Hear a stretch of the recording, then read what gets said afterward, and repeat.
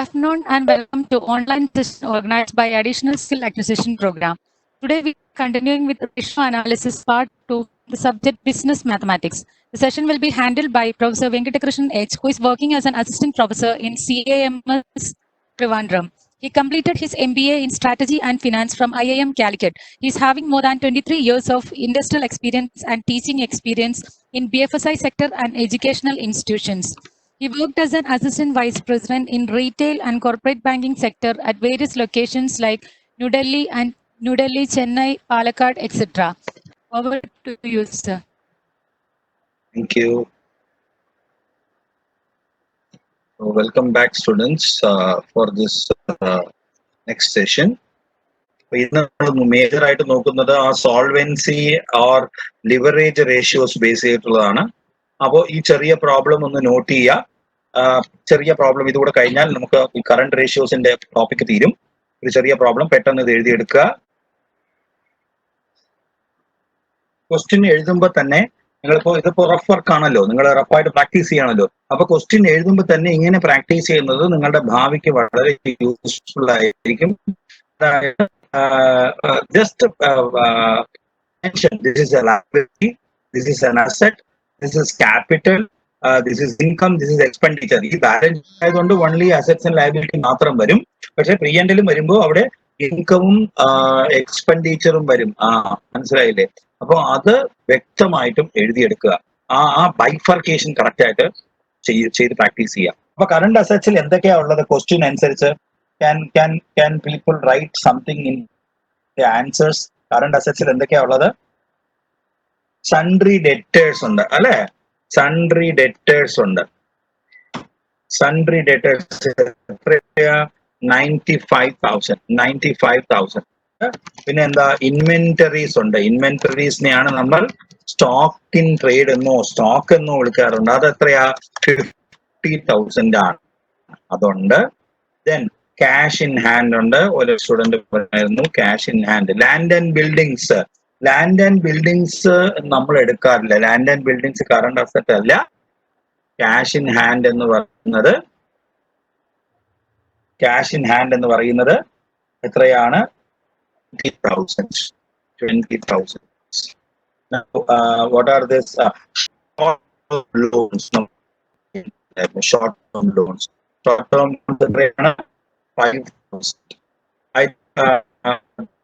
Seeing the balance sheet, I think there is no assets over there. All the current assets are cash in. Discount on issue of shares. Yes, discount on issue of shares എന്ന് പറയുന്നത് കുട്ടികളെ അത് fictitious assets. Fictitious assets എന്ന് പറഞ്ഞു കഴിഞ്ഞാൽ fake assets എന്നും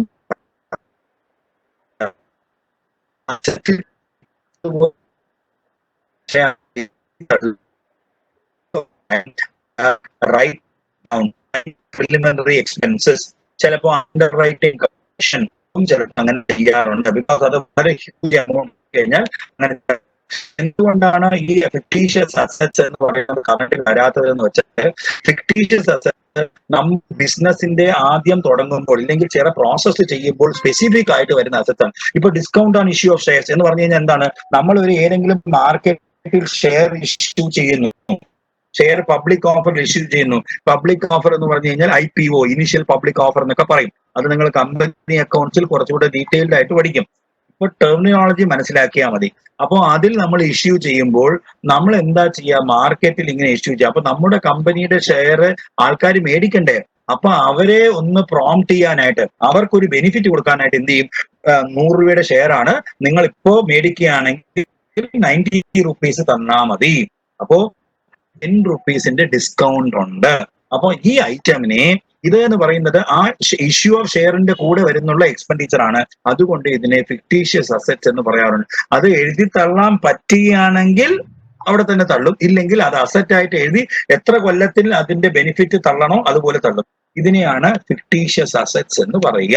അപ്പോ അത് കറണ്ട് ലയബിലിറ്റിയോ കറണ്ട് അസറ്റോ അല്ല. Asset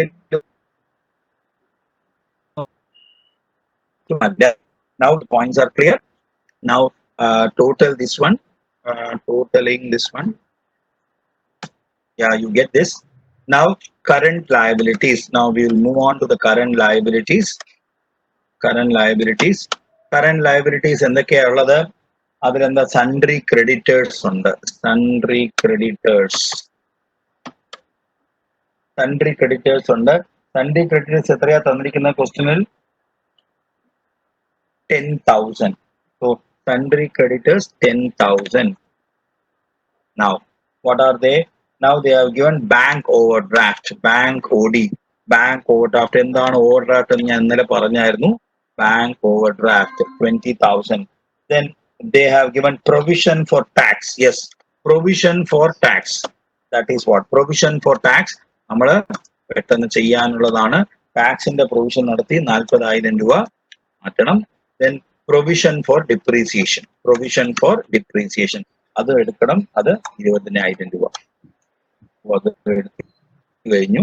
So now no other items. ബാക്കിയെല്ലാം ടേം ആണ്. ഡിബഞ്ചേഴ്സ് ലോങ് ടേം ആണ്. റിസർവ്സ് ആൻഡ് സർപ്ലസ് നമ്മുടെ ഷെയർ ഹോൾഡറുടെ ഫണ്ടിന്റെ കൂടെ ചേരേണ്ടതാണ്. പ്രിഫറൻസ് ക്യാപിറ്റലും ഷെയർ ഹോൾഡറുടെ ഫണ്ടിന്റെ കൂടെ ചേരേണ്ടതാണ്. അതിൽ ഷോർട്ട് ടേം ഏത് ഐറ്റവും ഇല്ല. അതുകൊണ്ട് നമ്മൾ ഇവിടെ നിർത്തുന്നു. Current ratio. ഒരാൾ ആൻസർ പോലും പടപടപടേ ഇനി അയാൾ സാറിന് പണി കുറവാണ്. So very good, all very good, done, well done. So ഇങ്ങനെ 90,000 ഡിവൈഡഡ് ബൈ 1,70,000 ഡിവൈഡഡ് ബൈ 90,000 എന്ന് കിട്ടും. So I am just putting it here. Those figures are here. So I am just putting this one divided by this one. You will get the answer of 1.8888. So you can say 1.89. No, not an issue. Not an issue. 1.88 or 1.89. എങ്ങനെ വേണമെങ്കിൽ 2 digit ആകുമ്പോൾ ചിലപ്പോൾ 1.89 എന്ന് കിട്ടും. Hope ഇത് മനസ്സിലായല്ലോ കുട്ടികളെ. Hope this is understood. അപ്പോ ഇതാണ് ആൻസർ.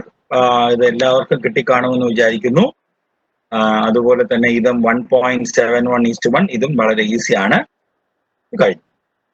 അപ്പോ ഇങ്ങനെ പല പ്രോബ്ലംസും ചെയ്ത് നോക്കുക. ഞാൻ ഇന്നലെ 3-4 ബുക്കിന്റെ പേര് പറഞ്ഞായിരുന്നു. അത് വാങ്ങിച്ച് ചെയ്യാം. ഇല്ലെങ്കിൽ ഈ കോൺസെപ്റ്റ് എല്ലാം മനസ്സിലാക്കാൻ നമ്മൾ ഈ തിരുവനന്തപുരത്തിരിക്കുകയാണെങ്കിൽ ഇപ്പോഴും ലോക്ക്ഡൌൺ ആണ്. ലൈബ്രറിന്റെ അകത്ത് പഴയ ബുക്സ്, ഓൾഡ് ബുക്സ്, വലിയ വലിയ ഓതേഴ്സ് എഴുതിയ ബുക്സ് വളരെ ചീപ്പ് റേറ്റിൽ കിട്ടും കേട്ടോ. 50 രൂപയ്ക്കാണ് വലിയ തലയണ പോലെ ബുക്കാണ്. അതൊക്കെ മേടിച്ച് നിങ്ങൾക്ക് കൂടുതൽ പ്രോബ്ലംസ് പ്രാക്ടീസ് ചെയ്യാം. എല്ലാ കുട്ടികളും എന്താണെന്ന് പറയുമ്പോൾ പൈസ കൂടുതൽ ചെലവഴിക്കാനായിട്ട് പുറത്തുപോയി പുതിയ പുതിയ ബുക്ക് മേടിക്കും. ഇതൊക്കെ ഓൾഡ് ആയിട്ട് കോൺസെപ്റ്റ് സെയിം ആണ്. പുതിയതൊന്നും ഇതിലൊന്നും മാറിയിട്ടില്ല. Now let us see this. Now let us understand what are solvency ratios. So this ratio measures the long-term solvency, which means the firm's ability to pay the interest regularly and to pay the principal on maturity or in predetermined installments at due date. അപ്പോ long term solvency ആണ്. ഇന്നലെ നമ്മൾ main ആയിട്ട് കണ്ടത് short term solvency, ഇത് long term solvency. അപ്പോ long term ബോറോയിങ്സിൽ വന്നും ഈ കമ്പനിക്കുള്ള ആ ലയബിലിറ്റിനെ കമ്പനി എങ്ങനെ മീറ്റ് ചെയ്യും, അപ്പോ അതെങ്ങനെ മീറ്റ് ചെയ്യും എന്നുള്ളതിനെ മനസ്സിലാക്കാനാണ് നമ്മൾ ഈ സോൾവെൻസി റേഷ്യോസ് കണ്ടുപിടിക്കുന്നത്. It assess the company's long term health, evaluating long term debt and the interest on that debt. അപ്പോ ലോങ് ടേം ഡെറ്റും അതിന്റെ ഇൻട്രസ്റ്റും അതിനെ മാത്രം കണക്കെടുത്തുകൊണ്ട് ചെയ്യുക. ചില സമയം ഷോർട്ട് ടേം ഡെറ്റ് നമുക്ക് ആഡ് ചെയ്യാൻ പറ്റും ഓവറോൾ ഡെറ്റ് കാൽക്കുലേറ്റ് ചെയ്യാൻ വേണ്ടിയിട്ട്. സോ അതുകൊണ്ടാണ് നമ്മൾ പറഞ്ഞത് liquidity ratios assess the company's short term ability to meet current obligations and turn assets into cash quickly. പക്ഷേ long term solvency ratio long term ഡെറ്റും ലിക്വിഡിറ്റി റേഷ്യോ ഷോർട്ട് ടേം ഡെറ്റും. So solvency ratios compare the levels of debt with equity, fixed assets, earnings of the company. So ഇതാണ് solvency ratio നമുക്ക് മനസ്സിലാവുക. അതായത് ഈ കമ്പനിയിൽ ഡെറ്റിന്റെയും ഇക്വിറ്റിയുടെയും mix എങ്ങനെ പ്രോപ്പർ ആയിട്ട് വേണം, ഇതൊന്നും മനസ്സിലാക്കണം. ഇത് മനസ്സിലാക്കാൻ ബെസ്റ്റ് ആണ് ഈ റേഷ്യോ ചെയ്യുക. ചെയ്തു കഴിഞ്ഞാൽ company can decide okay whether I need to go for funding outside or can I have my own source എന്നുള്ള ചിന്താഗതി കമ്പനിക്കുണ്ടാകും. അതിനൊക്കെ വേണ്ടിയിട്ടാണ് ഈ റേഷ്യോ അനാലിസിസ് നടത്തുന്നത്. It's not simply numbers. Now what are the major ratios which we cover? There are other ratios also there, but as far as your text and syllabus is concerned, mostly these are all covered mostly. So debt to equity ratio, appo debtum equityum തമ്മിലുള്ള ബന്ധം എന്താണ്? Then total assets to debt ratio, total assetum debtum, external outside proprietary ratio, അവരുടെ ബിസിനസിന്റെ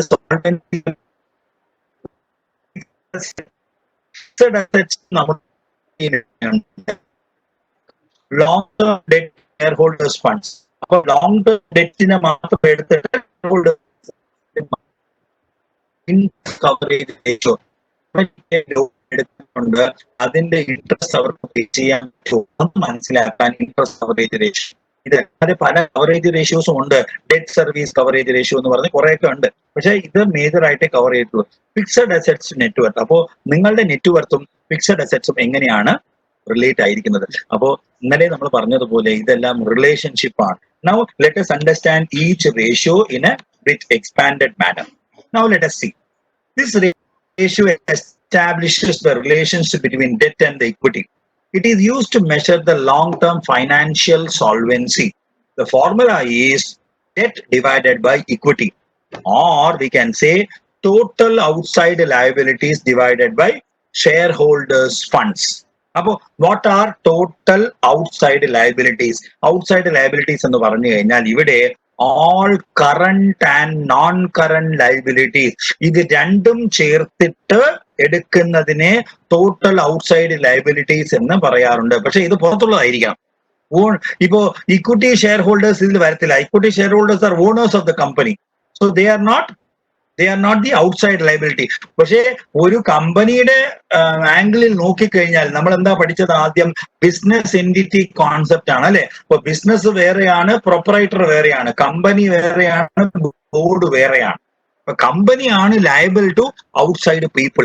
ആ liability ഇക്വിറ്റിനും ഉണ്ട്, പുറത്തുനിന്ന് വാങ്ങിച്ച കടനുമുണ്ട്. പക്ഷെ ആദ്യം കമ്പനി ചെയ്ത് തീർക്കുന്നത് പുറത്തുനിന്ന് വാങ്ങിച്ചതാണ്. അപ്പൊ അതിനെ ഒന്ന് മനസ്സിലാക്കാൻ ചില സമയം ഇവിടെ ഡെറ്റ് എന്ന് പറയുന്നത് ഓൺലി ലോങ് ടേം ഡെറ്റ് ആയിട്ട് എടുക്കാറുണ്ട്. അപ്പൊ ലോങ് ടേം ഡെറ്റിനെ മാത്രം കണക്കെടുത്തുകൊണ്ട് ചെയ്യുന്ന ചില റേഷ്യോസും ഉണ്ട്. അപ്പൊ സാർ ഞങ്ങൾ ഏതാ എടുക്കേണ്ടത്? നിങ്ങൾ എടുക്കേണ്ടത് ആസ് ഓഫ് നിങ്ങളുടെ 2-3 ടെക്സ്റ്റ് ബുക്കിൽ ഞാൻ കണ്ടത് റെഫറൻസ് ചെയ്യുന്നത് ടോട്ടൽ ഔട്ട്സൈഡ് ലയബിലിറ്റീസ് എന്ന് പറഞ്ഞാൽ all current and non current liabilities base ചെയ്ത് എടുക്കുക. ഇപ്പൊ ഞങ്ങൾ CA പഠിപ്പിക്കുമ്പോൾ CA നമ്മൾ ഓൺലി ലോങ് ടേം ഡെറ്റ്സ് മാത്രമേ എടുക്കാറുള്ളൂ. ബിക്കോസ് ഈ റേഷ്യോ തന്നെ ലോങ് ടേമിനെ കുറിച്ച് നോക്കുന്നതാണ്. പക്ഷെ അവര് നിങ്ങളുടെ ബുക്കിൽ എങ്ങനെ തന്നിട്ടുണ്ട്. മാത്രമല്ല ആ രീതിയും തെറ്റെന്ന് പറയാൻ പറ്റത്തില്ല. അത് ഒരു ആംഗിളിൽ ശരിയാണ്. ബിക്കോസ് ഇവിടെ റേഷ്യോസ് എന്തുകൊണ്ടാണ് നമ്മളിങ്ങനെ കണ്ടുപിടിക്കുന്നത്? ഒരു അനാലിസിസ് അറൈവ് ചെയ്യാനും അതിൽ നിന്നും പല ഇന്റർപ്രിട്ടേഷൻസ് എടുക്കണം. എന്തുകൊണ്ടാണ് എന്തൊക്കെ ഇന്റർപ്രിട്ടേഷൻസ് എടുക്കേണ്ടത്? ഒന്ന്, ഈ കമ്പനിക്ക് ആരെങ്കിലും പൈസ കൊടുത്തിട്ടുണ്ടെങ്കിൽ അത് തിരിച്ചു കിട്ടുമെന്ന് മനസ്സിലാക്കണ്ടേ? അതുപോലെ തന്നെ ഈ കമ്പനിയിൽ നമ്മൾ പൈസ ഇട്ടിട്ടുണ്ടെങ്കിൽ നമുക്ക് എന്തെങ്കിലും റിട്ടേൺ കിട്ടുമോ? അപ്പൊ അതുകൊണ്ട് നമ്മൾ ഇതിന്റെ പല പെർമ്യൂട്ടേഷൻ കോമ്പിനേഷൻ നോക്കാം. ബട്ട് മോർ ആപ്റ്റ് ഏതാണോ അതനുസരിച്ച് ചെയ്യാം. Then share holders funds. Share holders funds എന്ന് പറഞ്ഞു കഴിഞ്ഞാൽ ഇക്വിറ്റി ഷെയർ, പ്രിഫറൻസ് ഷെയർസ്. ഇവിടെ പ്രിഫറൻസ് ഷെയറിനെയും എടുത്തിട്ടുണ്ട്. ഇന്നത്തെ മോഡേൺ ടെർമിനോളജിയിൽ ഫൈനാൻഷ്യൽ മാനേജ്മെന്റിൽ എടുത്തു കഴിഞ്ഞാൽ preference share is a long term debt ആണ്. It's not in shareholders ഫണ്ട്സിൽ വരേണ്ടതല്ല. പക്ഷെ ഇന്നത്തെ അങ്ങനെയാണ്. പക്ഷെ നിങ്ങളുടെ ബുക്കിലും ഇതിലും പലതും ഇങ്ങനെയാണ് എടുത്തിട്ടുള്ളത്. അപ്പോൾ അതുപോലെ പഠിക്കുക. ചിലവർ ബുക്ക് വായിക്കുന്ന ശീലമുണ്ടാവും. അപ്പൊ അവർക്കും വേണ്ടിയിട്ടാണ് ഇത് ഷെയർ ചെയ്യുന്നത്. Then fictitious assets. നേരത്തെ ഞാൻ പറഞ്ഞതുപോലെ discount on issue of shares and preliminary expenses. Company തുടങ്ങാനായിട്ട് ആദ്യം പല എക്സ്പെൻസസ് ഉണ്ട്. അതെല്ലാം കുറേശ്ശെ എഴുതി തള്ളും. ബിക്കോസ് ആദ്യത്തെ കൊല്ലം തന്നെ എഴുതി തള്ളിയ കമ്പനി ആദ്യമേ ലോസ് ആയി പോകും. അപ്പൊ അതുകൊണ്ട് ഒരു റേഷ്യോയിൽ എഴുതുക. അതുകൊണ്ടാണ് അങ്ങനെ അലൗ ചെയ്തിരിക്കുന്നത് ആ എക്സ്പെൻസിനെ ഇങ്ങനെ എഴുതി തള്ളാൻ. ഇതിന്റെ ഐഡിയൽ എന്ന് പറഞ്ഞാൽ 2:1 ആണ്. അതായത് നിങ്ങൾ 2 ഡെറ്റ് ഉണ്ടെങ്കിൽ ഒരു ഇക്വിറ്റി ഉണ്ടാവണം. അല്ലെങ്കിൽ സപ്പോസ് നിങ്ങൾ 1 ലക്ഷം രൂപ കാശ് കൊണ്ടുവന്ന് ബിസിനസ് സ്റ്റാർട്ട് ചെയ്താൽ നിങ്ങൾ പുറത്തു നിന്ന് 2 ലക്ഷം രൂപ കടം മേടിക്കാം. അങ്ങനെയായാൽ വലിയ കുഴപ്പമില്ല എന്ന് പറയുന്നു. Higher the ratio indicates a risky financial position because ഈ 4:1, 5:1 ഒക്കെ ആയാൽ നാളെ പ്രശ്നം ഉണ്ടാകും. എന്താണ് high debt means levered firm or leveraged firm. Leverage എന്ന് പറഞ്ഞാൽ എന്താണ്? ഫിസിക്സ് നമ്മൾ ലിവർ ഒന്ന് വലിക്കത്തില്ലേ, അതാണ് ലിവറേജ്. അപ്പൊ നമ്മൾ ഏതെങ്കിലും നമ്മുടെ സോഴ്സ് ഓഫ് ഫൈനാൻസ് ആണല്ലോ ഒരു കമ്പനിയുടെ ഫൈനാൻസിന്റെ സോഴ്സ് ആണല്ലോ ഇക്വിറ്റിയും ഈ ഡിബെഞ്ചറും ഈ പ്രിഫറൻസ് ഷെയറും ബാങ്ക് ലോണും, ഇതെല്ലാം സോഴ്സ് ഓഫ് ഫൈനാൻസ് ആണല്ലോ. അപ്പോ അതിൽ നമ്മൾ ഏതെങ്കിലും ഒന്നിനെ വലിക്കുമ്പോൾ എങ്ങനെയാവും? അപ്പൊ ഡെറ്റ് ഇങ്ങനെ കൂടുമ്പോൾ നമുക്കൊന്ന് ശ്രദ്ധിക്കണം, ഇൻസോൾവെൻസി റിസ്ക് ഉണ്ട്, പോപ്പരായി പോകാനുള്ള റിസ്ക് അത് ഇങ്ങനെ ഡെവലപ്പ് ആയി വരും. എന്തുകൊണ്ടാണ് സാർ ഈ പോപ്പറായി പോകുന്നത്? എന്താണ് ഡെറ്റിന്റെ പ്രശ്നം? ഡെറ്റിന്റെ ഒരു അഡ്വാൻറ്റേജ് ഉണ്ട്, പക്ഷേ പല ഡിസഡ്വാൻറ്റേജും ഉണ്ട്. ഡെറ്റ് എന്ന് പറഞ്ഞു കഴിഞ്ഞാൽ നിങ്ങൾ ഒരു ബാങ്കിൽ ഒരു ലോൺ എടുത്തു നോക്കൂ, ഒരു ബാങ്കിൽ പോയി ഒരു ലോൺ എടുത്തു നോക്കൂ. ഒരു വലിയ കമ്പനിയാണെന്ന് വെച്ചോളൂ, ഒരു 100 കോടിയുടെ കമ്പനിയാണ്, 100 കോടി ക്യാപിറ്റൽ സ്ട്രക്ചർ ഉള്ള കമ്പനിയാണ്. അപ്പൊ ആ ക്യാപിറ്റൽ സ്ട്രക്ചർ എന്ന് പറഞ്ഞാൽ ഈ ഇക്വിറ്റിയും ഡെറ്റും ഉള്ള കമ്പനിയാണ്. ഡെറ്റ് എന്ന് പറയുന്നത് ബാങ്ക് ലോണിൽ വരുന്നതാണ്. ഈ ബാങ്ക് ലോൺ ഒരു 50 കോടിയുണ്ട്. അപ്പൊ ബാങ്കുകാർ ചുമ്മാ ഇരിക്കോ? നിങ്ങൾ പതുക്കെ ബിസിനസ് ചെയ്ത് നിങ്ങളുടെ ബിസിനസ്സിൽ പ്രോഫിറ്റ് എല്ലാം ഏൺ ചെയ്യുക, പിന്നെ പൈസ അടച്ചാൽ മതി എന്ന് പറയൂ? ഇല്ല, അവന് അടുത്ത മാസം നിങ്ങൾ ഇൻട്രസ്റ്റും പ്രിൻസിപ്പിളും കൊടുക്കണം ഇൻസ്റ്റാൾമെന്റ് ആയിട്ട്, അല്ലെ? അപ്പോ ആ ഡെറ്റ് കൂടുമ്പോൾ ഈ റിസ്ക് ഉണ്ട്. അപ്പോ സൂക്ഷിച്ച് വേണം ഈ ഡെറ്റ് ഇക്വിറ്റി റേഷ്യോനെ മാനേജ് ചെയ്യാൻ. അപ്പോ ഈ ഡെറ്റ് ഇക്വിറ്റി റേഷ്യോ നമ്മൾ അളന്നു കഴിഞ്ഞാൽ നമുക്ക് മനസ്സിലാവും, കമ്പനി പുതിയതായിട്ട് സ്റ്റാർട്ട് ചെയ്യുകയാണെങ്കിൽ ആ കമ്പനി ഇക്വിറ്റി കൂടുതലും, കമ്പനി ഒന്നുകൂടെ ലാസ്റ്റ് സമയം എക്സ്പ്ലെയിൻ ചെയ്ത് പറയാൻ, അത് പിന്നെ പറഞ്ഞുതരാം, ബ്രേക്ക് ക്വസ്റ്റ്യൻ ആൻസർ സെഷനിൽ പറഞ്ഞുതരാം. ഇത് ശ്രദ്ധിക്കുക, കെയർഫുൾ ആയിട്ട് ശ്രദ്ധിക്കുക. കമ്പനി കൂടുതൽ ഡെറ്റ് ഉണ്ടെങ്കിൽ വളരെ റിസ്കി ആണ്, ഇൻസോൾവെൻസി വരും. ഇക്വിറ്റി ആദ്യം തുടങ്ങിയ ഫേംസ് ആണെങ്കിൽ ഇക്വിറ്റി വെച്ച് പോകുന്നത് വളരെ നല്ലതാണ്. എന്തുകൊണ്ടാണെന്ന് അറിയുമ്പോൾ ഇക്വിറ്റി ഷെയർ ഹോൾഡേഴ്സിന് ഡിവിഡൻഡ് കൊടുക്കുക എന്ന് പറയുന്നത് മാൻഡേറ്ററി അല്ല. പക്ഷേ ബാങ്കുകാർക്ക് ഇൻട്രസ്റ്റ് കൊടുക്കുക, പ്രിൻസിപ്പൾ കൊടുക്കുക, റീപേയ്മെന്റ് ചെയ്യുക പാർട്ടായിട്ട്, അത് മാൻഡേറ്ററി ആണ്. മാൻഡേറ്ററി എന്ന് പറഞ്ഞാൽ കമ്പൽസറി ആയിട്ട് നിങ്ങൾ ചെയ്യേണ്ടതാണ്. അപ്പൊ അതുകൊണ്ടാണ് ഈ ഡെറ്റ് ഇക്വിറ്റി റേഷ്യോയിൽ അത്ര കൂടുതലായിട്ട് ശ്രദ്ധിക്കുന്നത്, ബിക്കോസ് ഇത് ലോങ് ടേം ആണ്. അപ്പൊ lower the ratio greater the claim for owners of the company. എന്തുകൊണ്ടാണ്? റേഷ്യോ കുറയും തോറും ബാക്കിയുള്ള എന്തൊക്കെ പ്രോഫിറ്റ് നിങ്ങൾ ഏൺ ചെയ്യുന്നു ഓണേഴ്സ് അത് ഷെയർ ചെയ്തെടുക്കാൻ പറ്റും. അതുകൊണ്ടാണ് ഡെറ്റ് ഇക്വിറ്റി റേഷ്യോയിൽ ഇത്രയും പ്രസക്തി ഉള്ളത്. ഇന്റർപ്രിട്ടേഷന്റെ പ്രസക്തി കൂടുതൽ. ഫോർമുല നിങ്ങൾ ഓർത്തിരിക്കും, എനിക്ക് നന്നായിട്ട് അറിയാം. ഇത് മനസ്സിലാക്കുക concept. I think I have explained you somewhat better. You hope it was clear to you all. Shall I move to the next ratio? Yeah, fine. Debt കൂടുതലുള്ളപ്പോൾ റിസ്ക് കൂടുതലാണ്. അതിനെക്കുറിച്ച് തിരിച്ച് ഞാൻ Q&Aയിൽ എക്സ്പ്ലെയിൻ ചെയ്തു തരാം എങ്ങനെയാണെന്ന്. It indicates total assets debt ratio. It indicates the relationship between total assets and debt. അതായത് ടോട്ടൽ അസറ്റും ഡെറ്റിനെയും it measures the safety margin available to the suppliers of long-term debts. The formula is total assets divided by debt ആണ്. ഇവിടെയും നമ്മൾ ഡെറ്റിനെ total outside liabilities, all കറന്റും non current ലയബിലിറ്റിയും എടുക്കുന്നു. പക്ഷെ ചില ഫോർമുലയിൽ ഞാൻ പറഞ്ഞതുപോലെ ഈ ഓൺലി ലോങ് ടേം എടുത്തും ചെയ്യുന്ന രീതിയുണ്ട്. അപ്പൊ രണ്ട് രീതിയിൽ ചെയ്താലും തെറ്റൊന്നുമില്ല. നിങ്ങൾക്ക് അങ്ങനെ ഡൗട്ട് വരികയാണെങ്കിൽ നിങ്ങൾ ബ്രാക്കറ്റിൽ നോട്ട് എഴുതിയിട്ട് ഇങ്ങനെയാണ് ഞാൻ എടുത്തതെന്ന് എഴുതി നിങ്ങൾ ആൻസർ സബ്മിറ്റ് ചെയ്ത് വരിക. അത്രേ ഉള്ളൂ. Exam point of view. Hope this is clear. Note down the formulae. Whenever my slide is moving on, first note down the formulae and what and all items to be included as and when my explanations are going on, so that if you can note it down, then we can learn and do some more problems. That's all. ഇവിടെ total assets എന്ന് പറയുന്നത് including intangible and fictitious assets. Intangible asset നിങ്ങൾക്ക് അറിയാം, good വില്ല്, patent rights, ഇതെല്ലാം intangible ആണ്. Fictitious assets ഞാനിപ്പോ discuss ചെയ്തേ ഉള്ളൂ. Okay, now proprietary ratio. What do you mean by proprietary ratio? That means shareholders funds divided by total assets. ഒരു പ്രൊപ്പറേറ്ററുടെ അവരുടെ ആ ബിസിനസ്സിൽ അവരുടെ എത്രയാ ഫണ്ട്സ് ഉള്ളത്, എങ്ങനെയൊക്കെ അവർ ചെയ്യുന്നത്. That means the relationship between shareholders funds and the total assets. It shows the extent of owners funds utilized. അപ്പോ ഒരു ബിസിനസ്സിൽ ഓണേഴ്സിന്റെ ഫണ്ട് എത്രയാ ഉള്ളത്, ഇത് മനസ്സിലാക്കണം. ബിക്കോസ് നാളെ നമ്മൾ ഒരു കമ്പനിയെ വിശകലനം ചെയ്യുമ്പോൾ ഓണർ ഫണ്ടേ ഇട്ടിട്ടില്ല, അയാളെല്ലാം പുറത്തു നിന്നാ മേടിച്ചത്, നാളെ പറ്റിപ്പിച്ചിട്ട് പോകാൻ സാധ്യതയുണ്ട്. ഓണർ സ്വന്തം പൈസ അവിടെ ഉണ്ടെങ്കിൽ അവൻ പോവോ? അവന്റെ ജീവിതം തന്നെ അതാണ്. അതുകൊണ്ടാണ് ഈ റേഷ്യോയിൽ ഇത്രയും ഇമ്പോർട്ടൻസ് ഉള്ളത്. അപ്പോ മനസ്സിലാക്കണം, ഈ 100 കോടിയുള്ള കമ്പനിയിൽ അവന്റെ സ്വന്തം കാശ് 70 crores ഉണ്ട്, ബാക്കി 30 കോടിയെ ലോണുള്ളൂ. അപ്പൊ അവന്റെ സ്വന്തം കാശിന് വേണ്ടവെങ്കിലും അവൻ നന്നായിട്ട് പണിയെടുക്കും, എന്നിട്ട് ബിസിനസിനെ നന്നാക്കാൻ നോക്കും. അപ്പൊ ഈ കമ്പനിയിൽ നമുക്ക് ഇൻവെസ്റ്റ് ചെയ്യുന്നത് നന്നായിരിക്കും. Of course future doesn't know, but normal as an analysis ഇത് വളരെ ഈസി ആയിരിക്കും. So the point is clear. Now ഇങ്ങനെയാണ് ഇതിനെ അനലൈസ് ചെയ്യുക. So this is now what do you mean by solvency ratio? It shows the relationship between external liabilities to total assets. അപ്പോ total liabilities to outsiders and total assets. അപ്പൊ liability മാത്രമേ ഇവിടെ ഉള്ളൂ, equity ആ portion ഇല്ല. അപ്പോ അതിനെയാണ് solvency എന്ന് പറയുക. അപ്പൊ നിങ്ങളുടെ സോൾവെൻസി എന്ന് പറയുന്നത് അതായത് total liabilities to outsiders divided by total assets. ഇത് എന്താണ്? Stable the long term solvency of the business. Because lower the ratio company വളരെ സ്റ്റേബിൾ ആയിരിക്കും. ഇത് വളരെ ഇമ്പോർട്ടന്റ് ആണ്. ബിക്കോസ് നിങ്ങൾ ഡെറ്റ് അടയ്ക്കും തോറും ഓണേഴ്സിന് ബാക്കി എൻജോയ് ചെയ്യാമല്ലോ.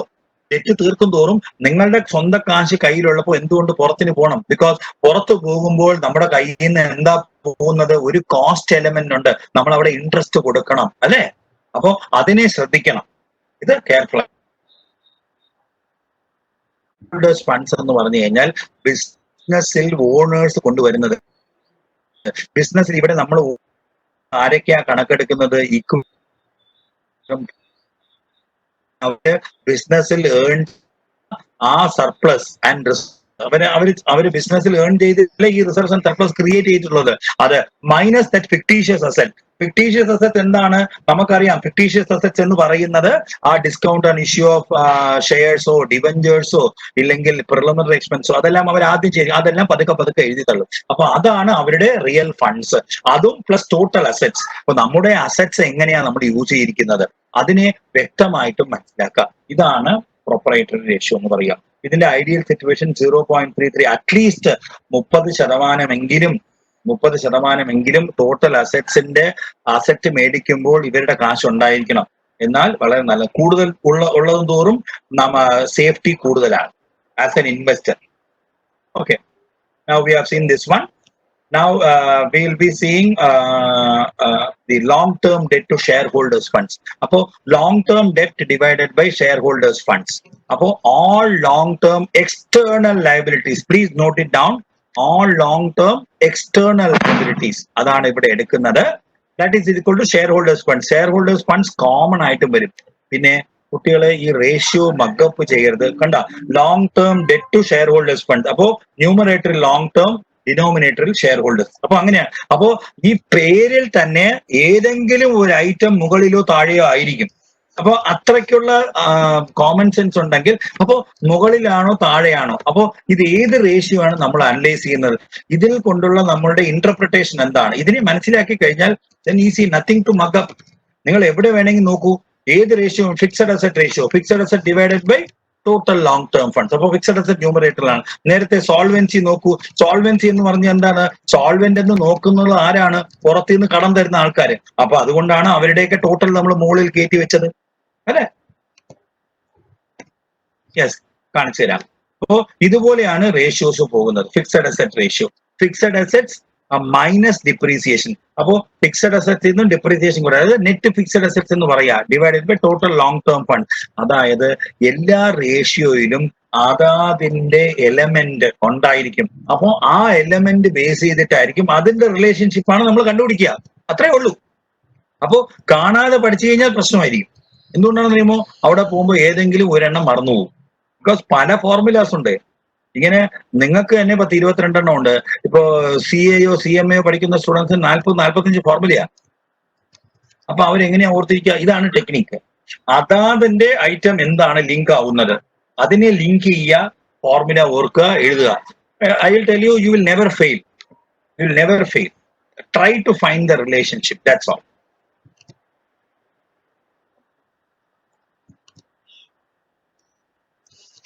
So somebody wants a bit slower. Okay, fine. I'll slow down.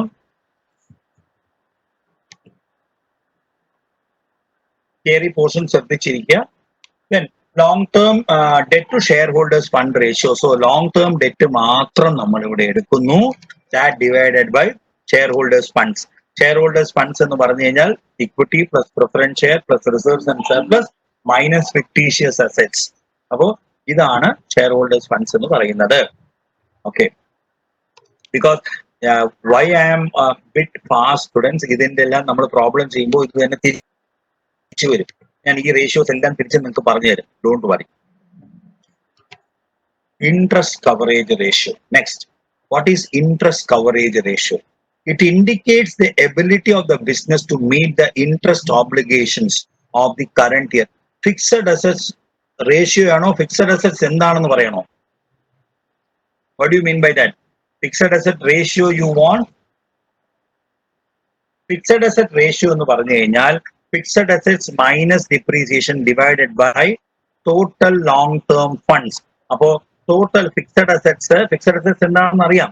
Current asset ഇല്ലാത്തതെല്ലാം fixed asset ആണ്. ലാൻഡ് ആൻഡ് ബിൽഡിങ്സ് അല്ലെ, പ്ലാന്റ് ആൻഡ് മെഷീനറി, ഫർണിച്ചർ, ഇതെല്ലാം ഫിക്സഡ് അസറ്റ്സ് ആണെന്ന് അറിയാം.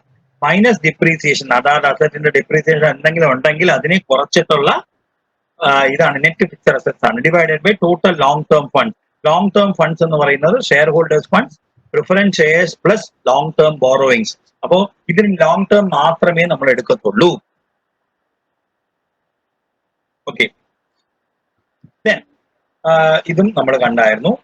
Interest coverage ratio, that is the point I was discussing.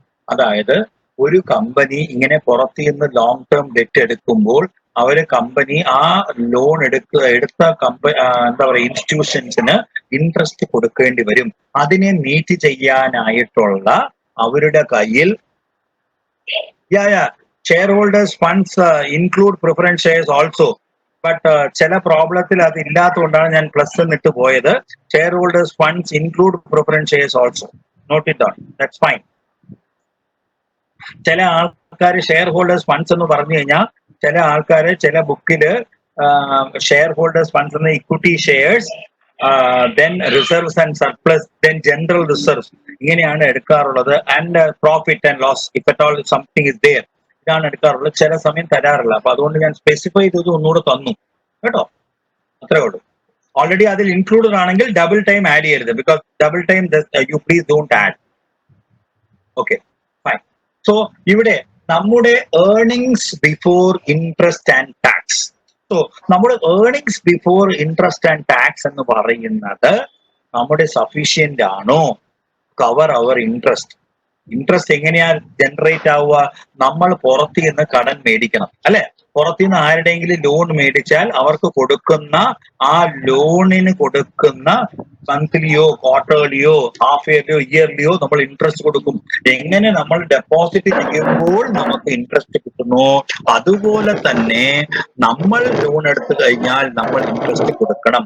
അത് ആരുടെ അടുത്ത് മേടിച്ചോ അതാണ്. ബാങ്ക് ആണെങ്കിൽ ബാങ്ക്, ഫൈനാൻഷ്യൽ ഇൻസ്റ്റിറ്റ്യൂഷൻ ആണെങ്കിൽ ഫൈനാൻഷ്യൽ ഇൻസ്റ്റിറ്റ്യൂഷൻ, അവിടെ നമ്മൾ അതിനെ കൊടുക്കണം. ഇനി എബിറ്റ് എങ്ങനെയാ സാർ? എബിറ്റ് എന്താ sir? Okay, now EBIT simply means I am cutting down this. ഞാൻ ഇത് കട്ട് ചെയ്യാം. Then I will show you how EBIT arrives. Earnings before interest and tax എങ്ങനെയാ വരിക? നോക്കൂ, ഏത് ബിസിനസ്സിലായാലും, ബിസിനസ് എന്തുകൊണ്ടാണ് നമ്മൾ ചെയ്യുന്നത്? സാധനം ഉണ്ടാക്കുന്നു, ഇല്ലെങ്കിൽ നമ്മൾ ഒരു സർവീസ് ജനറേറ്റ് ചെയ്യുന്നു, ഇല്ലെങ്കിൽ ഒരു പുതിയ ആപ്പ് ജനറേറ്റ് ചെയ്യുന്നു. ആ ആപ്പ് മക്കൾ മേടിക്കണ്ടേ? ആൾക്കാർ മേടിച്ചാലല്ലേ ആ ആപ്പിന് വിലയുള്ളൂ. അപ്പോ അതുപോലെ ഒരു പുതിയ പ്രോഡക്റ്റ് ആണ്. നിങ്ങൾ ഒരു സോപ്പ് മാനുഫാക്ചറിങ് ആണെങ്കിൽ നിങ്ങൾ ഒരു സോപ്പ് ഉണ്ടാക്കുന്നു. അപ്പൊ എന്ത് ചെയ്യും? ആദ്യം നിങ്ങൾ സെയിൽസ് നടത്തും. Sales, suppose if I say 1 lakh, you have done A sales of 1 lakh. അപ്പോ സെയിൽസ് പെട്ടെന്ന് ഇങ്ങനെ നടക്കൂ. ആ സെയിൽസിന് വേണ്ടി, ആ പ്രോഡക്റ്റ് ഉണ്ടാക്കാൻ വേണ്ടി നിങ്ങൾ കുറെ കോസ്റ്റ് ചെലവഴിച്ചിട്ടുണ്ടാവത്തില്ലേ? ആ കോസ്റ്റിനെ, ആ പ്രോഡക്റ്റിൽ ഡയറക്റ്റ് ആയിട്ട് ചെലവഴിക്കുന്ന കോസ്റ്റിനെ വേരിയബിൾ കോസ്റ്റ് എന്നും പറയാറുണ്ട്. അത് സപ്പോസ് 50,000 ആണ്. അതായത് ആ പ്രോഡക്റ്റ് ഉണ്ടാക്കാൻ, ഈ സോപ്പ് ഉണ്ടാക്കാനുള്ള റാ മെറ്റീരിയൽ, ചിലപ്പോ കോക്കനട്ട് ഓയിൽ, ആ soap mix, what ever it is, അതാണ്. പിന്നെ ഈ കോസ്റ്റ് എന്ന് പറയുന്നത് വേരിയബിൾ കോസ്റ്റിൽ മാത്രം ഒതുങ്ങി നിൽക്കുകയല്ല. ഫിക്സഡ് കോസ്റ്റും ഉണ്ടാവും. നമ്മൾ എവിടെയെങ്കിലും ഏതെങ്കിലും ബിൽഡിങ്ങിലായിരിക്കും ഈ സാധനം നടക്കുന്നത്. അപ്പോ അതിന്റെ കോസ്റ്റും നമ്മുടെ കയ്യിൽ ഉണ്ടാവും. അപ്പോ ആ കോസ്റ്റും നമ്മൾ മീറ്റ് ചെയ്യണം. ആ കോസ്റ്റ് മീറ്റ് ചെയ്ത് കഴിഞ്ഞാൽ നമുക്ക് കിട്ടുന്ന പൈസയാണ് earnings before interest and tax എന്ന് പറയുക. അതായത് 20,000. ഇങ്ങനെയാണ് earnings before interest and tax അറിയിക്കുക. ഇത്രയേ ഉള്ളൂ. വ്യക്തമായിട്ടും പറഞ്ഞു കഴിഞ്ഞാൽ ഇത്രയേ ഉള്ളൂ. അപ്പോ ഇവിടെ എന്താണ് സാർ ഞങ്ങൾ ഇതുവരെ ചെയ്തിട്ടുള്ളത് ഇങ്ങനെ അല്ലല്ലോ? നിങ്ങൾ പ്രോഫിറ്റ് ആൻഡ് ലോസ് അക്കൗണ്ട് വരച്ചിട്ടുണ്ടല്ലോ. അപ്പൊ ആദ്യം നിങ്ങൾ ട്രേഡിംഗ് അക്കൗണ്ട് വരയ്ക്കും. പിന്നെ പ്രോഫിറ്റ് ആൻഡ് ലോസ് അക്കൗണ്ടിൽ കുറെ എക്സ്പെൻഡിച്ചർ ഇങ്ങനെ ഡെബിറ്റ് ചെയ്ത് വരും.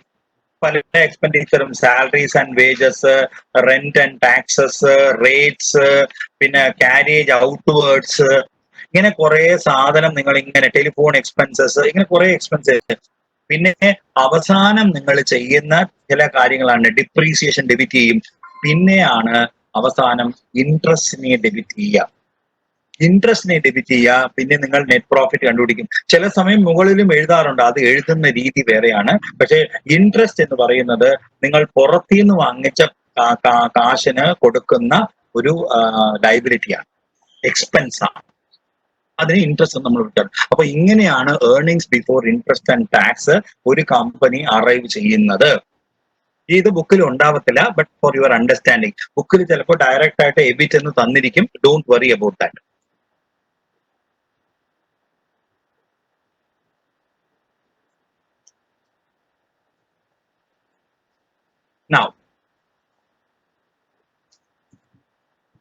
Now let us see this. So these are all the ratios we have seen. അപ്പോ ഈ എബിറ്റ് ഡിവൈഡഡ് ബൈ ഇൻട്രസ്റ്റ്. അപ്പോ ഈ ഇതിനെയാണ് നമ്മൾ ഇൻട്രസ്റ്റ് കവറേജ് റേഷ്യോ എന്ന് പറയും. ചില ബുക്കിൽ ഇത് ഉണ്ടാവും, ചില ബുക്കിൽ ഉണ്ടാവത്തില്ല.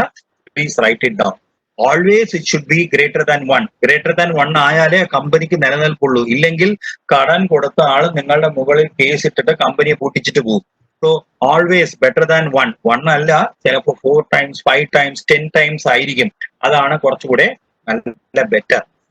Now fixed assets to network ratio. ഇത് എന്താണ് കുറിക്കുന്നത്? ഇത് ഫിക്സഡ് അസറ്റും നെറ്റ്വർത്തും തമ്മിലുള്ള റിലേഷൻഷിപ്പിനെ കുറിക്കുന്നു. നെറ്റ്വർത്ത് എന്ന് പറയുന്നത് തന്നെയാണ് ഷെയർ ഹോൾഡേഴ്സ് ഫണ്ട്സ്. അപ്പോൾ ഫിക്സഡ് അസറ്റ്സ് എന്താണെന്ന് നിങ്ങൾക്ക് അറിയാം, which are fixed in nature, is it not? So ഇതൊക്കെയാണ് റേഷ്യോസ് മേജർ ആയിട്ട് നമ്മൾ ഈ സോൾവെൻസി റേഷ്യോസിൽ നമ്മൾ ലേൺ ചെയ്യുന്നത്. എബിറ്റ് എന്ന് പറയുന്നത് നോക്കൂ, നിങ്ങൾ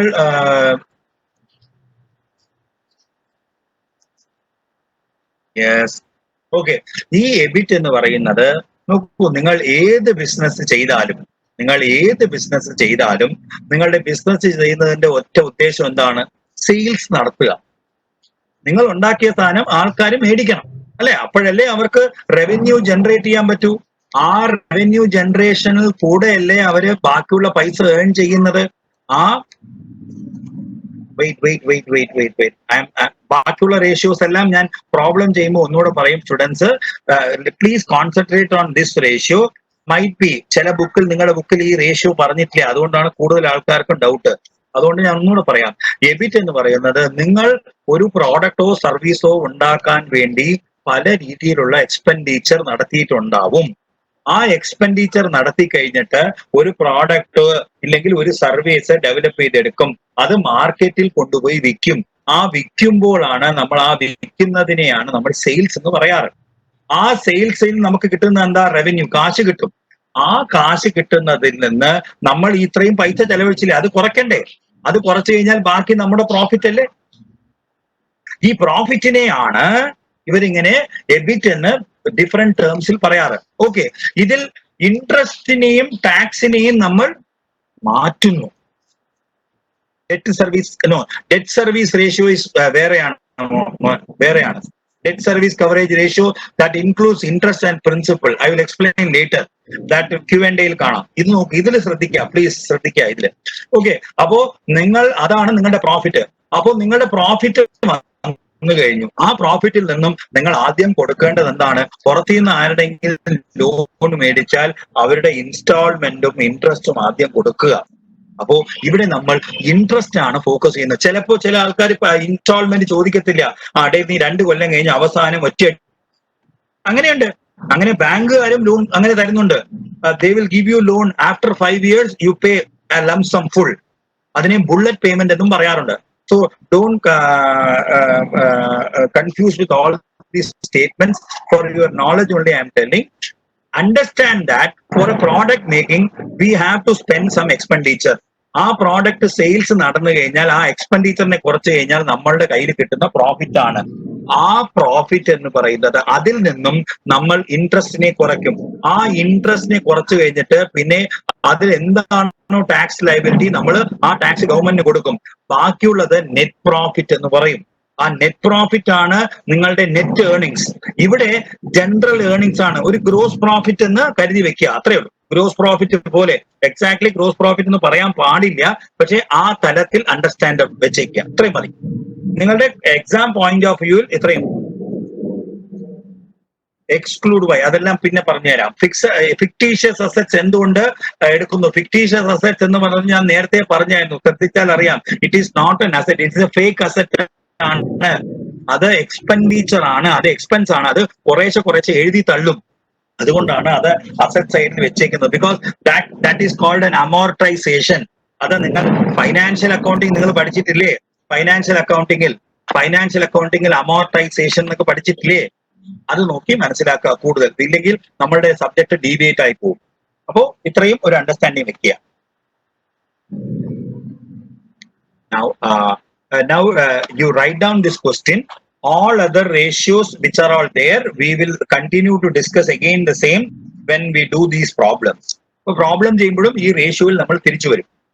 എന്നിട്ട് Q&A സെഷനിൽ ഞാൻ നിങ്ങൾക്ക് സമയം തരാം.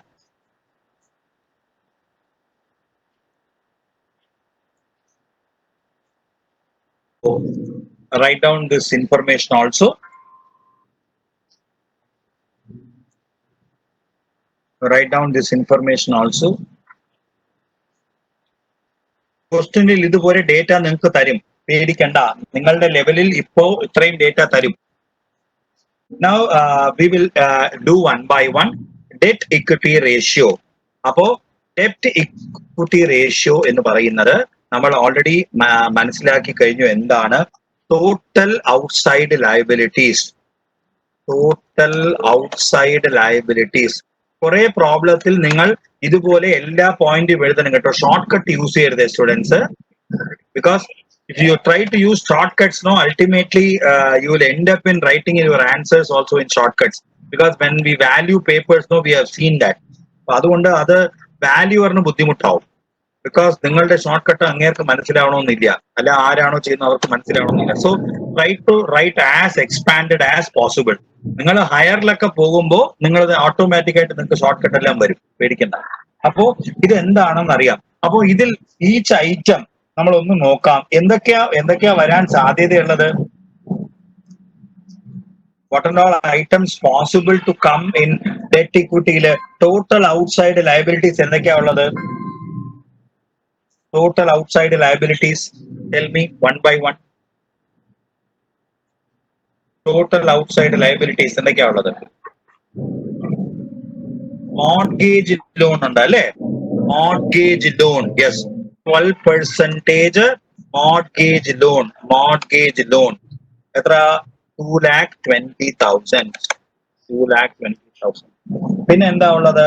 ബാങ്ക് ഓവർ ഡ്രാഫ്റ്റ് ഉണ്ട്, അതും ഔട്ട്സൈഡ് ലയബിലിറ്റി ആണ്. ബാങ്ക് ഓവർ ഡ്രാഫ്റ്റ് ഉണ്ട്, അതും ഔട്ട്സൈഡ് ലയബിലിറ്റി ആണ്. അത് 50,000. പിന്നെ എന്താ ഉള്ളത്? ക്രെഡിറ്റേഴ്സ് ഉണ്ട്. യെസ്, ക്രെഡിറ്റേഴ്സ് ഉണ്ട്, 40,000. Yeah, that's fine. Now what is there? Outstanding expenses ഉണ്ട്, അതും ലയബിലിറ്റി തന്നെയാണ്. ഔട്ട്സ്റ്റാൻഡിങ് അത് ഷോർട്ട് ടേം ലയബിലിറ്റി ആണ്. പക്ഷെ നമ്മളിവിടെ രണ്ടിനെയും കൺസിഡർ ചെയ്യുന്നതുകൊണ്ട് നമ്മൾ രണ്ടിനെ ചില ബുക്കിൽ അതുകൊണ്ടാണ് രണ്ടും കൺസിഡർ ചെയ്യത്തില്ല. അപ്പോ അത് ലോങ് ടേം മാത്രം. അപ്പൊ ഈ 3 പോയിന്റും ഔട്ടായി പോകും. ഓൺലി 12% മോർഗേജ് ലോൺ മാത്രം ഉണ്ടാവും, ബാക്കിയൊന്നും ഉണ്ടാവത്തില്ല കേട്ടോ. പക്ഷേ റീസെന്റ് ആയിട്ട് വരുന്ന പല ഡെവലപ്മെന്റ്സിൽ ഈവൻ ഞാൻ പറയട്ടെ, പ്രിഫറൻസ് ഷെയർസും ഔട്ട്സൈഡ് ലയബിലിറ്റി ആയിട്ട് തന്നെ അവർ കണക്കെടുക്കുന്നു. അപ്പോ ഇതാണ് നമ്മളുടെ എന്താ ഡെപ്റ്റ്, total outside liabilities. So hope these are all clear. So total 3,20,000 എന്ന് വന്നു. Hope you have written this. Then let me write the other one. It is called shareholders funds.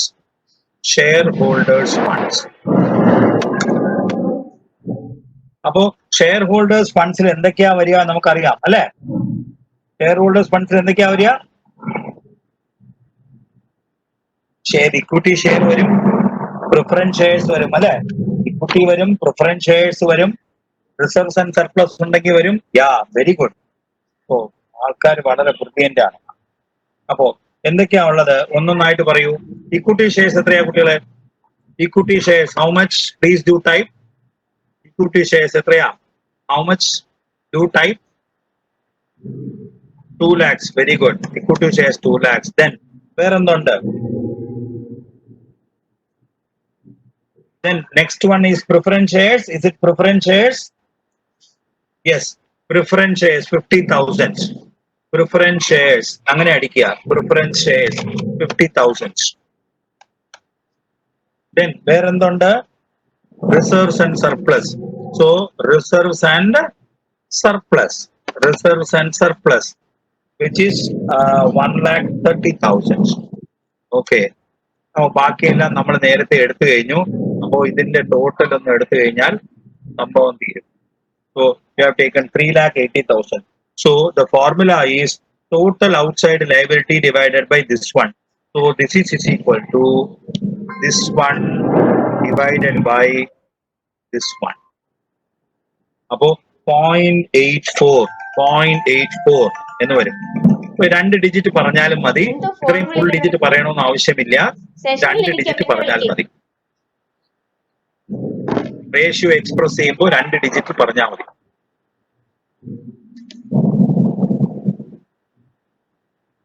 Hope this is clear.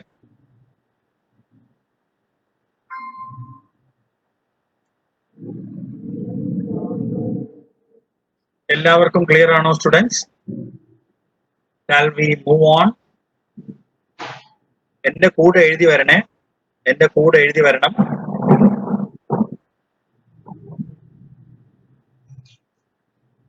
Now, what is the next ratio asked students? Next ratio എന്താ ചോദിച്ചിട്ടുള്ളത്?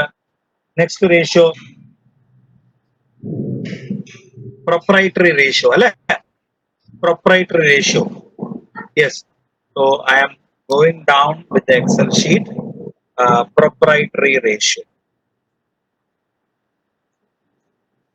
What is the formula for proprietary ratio? Shareholders funds alle. Shareholders funds divided by total assets. Total assets. Appo total assets വളരെ ഈസിയാ. Balance ഷീറ്റിന്റെ right hand സൈഡിലെ total പറയാം. ഇപ്പോ share holders funds എന്തൊക്കെയാ? Share holders funds എന്തൊക്കെയാ?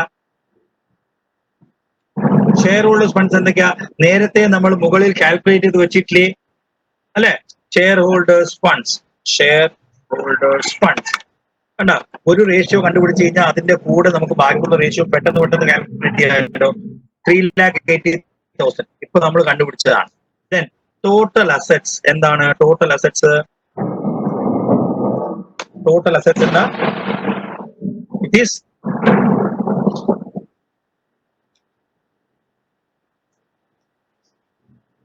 Total assets എന്താ?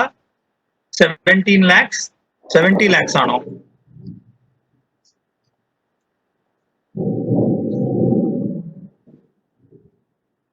Total asset 17 lakhs അല്ലേ? അല്ല 7 lakhs ആണോ? Okay fine. 7 lakhs ആണ്. Okay fine. Total asset 7 lakhs. Okay. So 0.5428 എന്ന് വരുന്നുണ്ട്. Hope this you have got it. Don't worry students, we will do step by step. Yeah. What is the next ratio? Next ratio എന്താണ്? Fixed asset ratio അല്ലേ?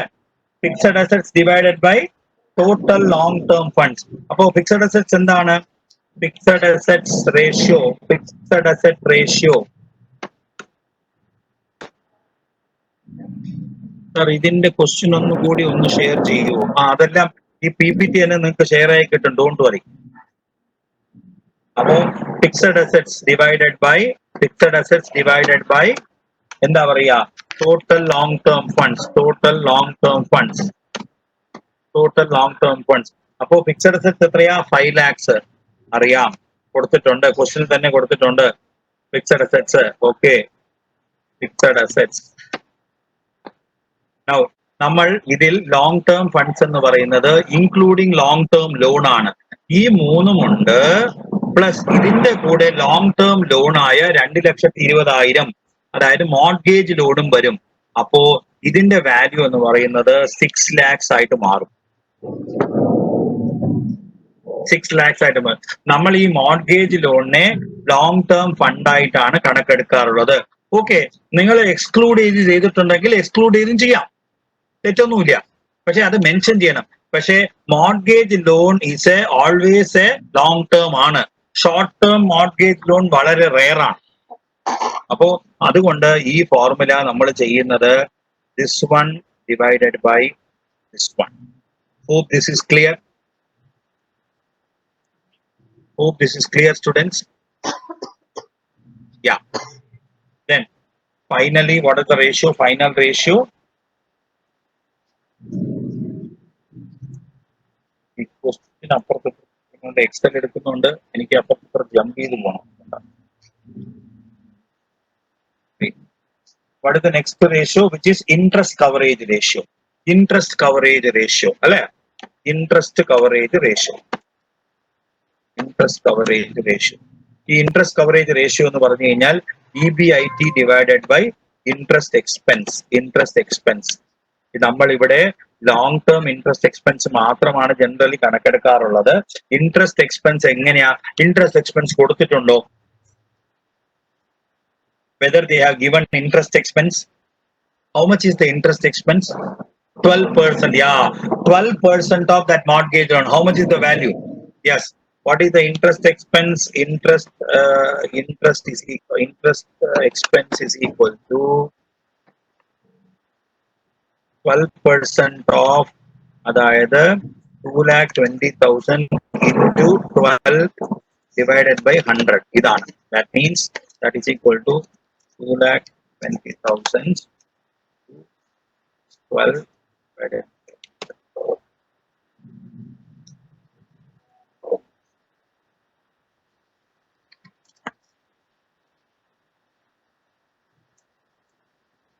26,400. We got it now? Yeah. അപ്പോ EBIT ക്വസ്റ്റ്യനിൽ തന്നിട്ടുണ്ട്, നമ്മളൊന്നും calculate ചെയ്തിട്ടില്ല. ക്വസ്റ്റ്യന്റെ figure അങ്ങനെ റീപ്ലിക്ക ചെയ്യുന്നു. EBIT എത്രയാ ക്വസ്റ്റ്യൻ തന്നിട്ടുള്ളത്? EBIT. What was the EBIT given? 1 lakh. Is it 1 lakh?